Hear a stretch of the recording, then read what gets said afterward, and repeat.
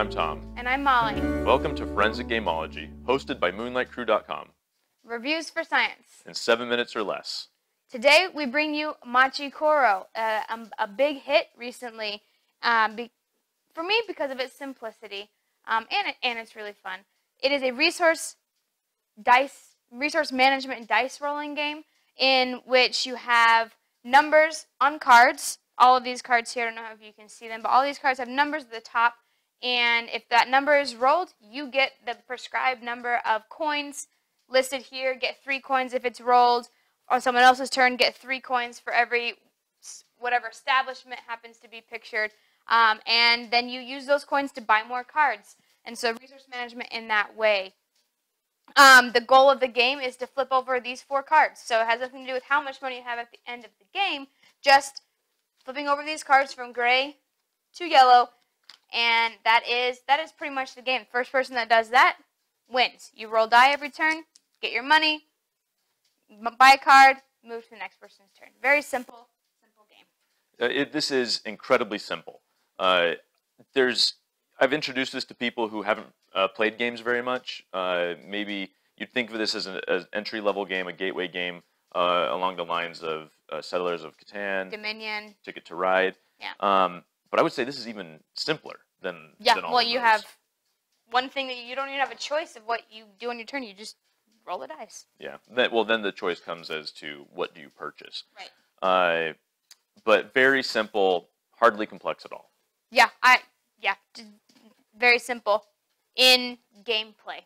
Right. When it comes to the strategy of this game, this is a luck-based game. It's luck. Anytime you have dice, it's going to be a luck game. Right. Anytime you have dice, there's going to be an element of luck. But this one, you're rolling it to determine your fate. You're rolling it to see how many coins you're going to get, to see what resources you can even manage. Yeah. And yet, I think it's strategic. I think it's, very strategic. Why? It depends on what you buy. You can try to mitigate your luck by buying one of every number. So no matter what's rolled, you'll get something. Yep. You could try to play a single dice strategy. You can roll 2 or just 1, depending on if you flipped over one of your 4 cards. But sometimes that works, and some other times that gets destroyed. And so you have to look at the board and see what everyone else is playing. Are you going to play heavy attack? Are you going to play heavy income? Are you going to play just the one die roll, or you're going to play with both? That strategy really makes the game. I agree. The order in which you buy your 4 cards, because they do really good things for you, the order in which you do that, I think is a lot of the strategy as well. You could roll 2 dice from the beginning and do really well, or just stay with 1. It also depends on the attacks people have bought, because it can be a very attacky game, or it cannot. Depends. I've played games where it's been purely luck that I have not been able to get anything, and I've done really not as good as I could have done.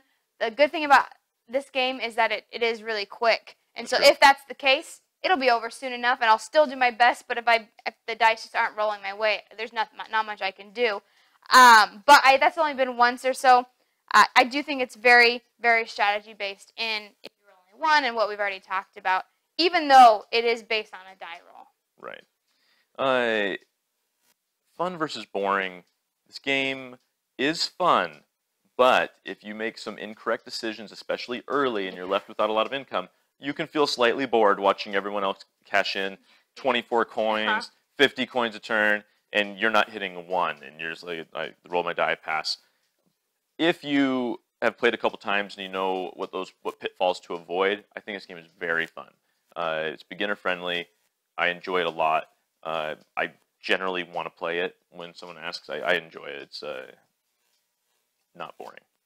Yeah, I would also say fun. I think when I did get in my pitfall, I was still able to do some things because I wasn't raking in those 10 coins a turn, but I was raking in at least 1 or 2. And there are plenty of cards that cost at least 1 or 2 that are really good cards, especially if you're doing 1 dice strategy, that you can try to get yourself back in the game. Because like we said, winning doesn't matter how many of these cards you have. It has all to do with these 4 cards. So even if you're doing bad, you might still be able to get those flipped over. I do think it is really fun because it is so simple. You can just play it and just have a good time.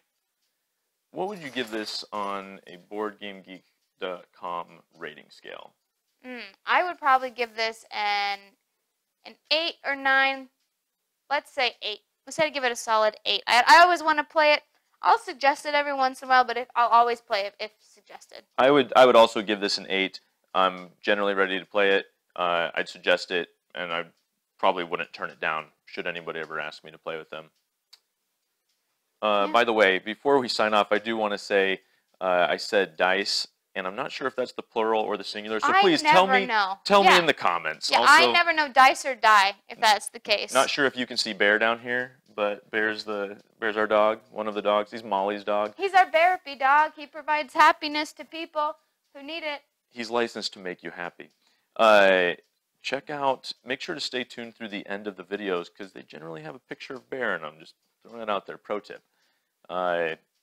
Also, while we just have a quick second, our copy of Machi Koro came with 3 English rule books. Yeah, normally they come with multiple rule books to give you different languages. All English.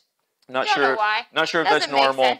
If there are 2 copies out there missing English rule books, just leave a comment. We'll see what we can do. We may be able to send you one. So this Machi Koro, we've presented the evidence. You be the judge.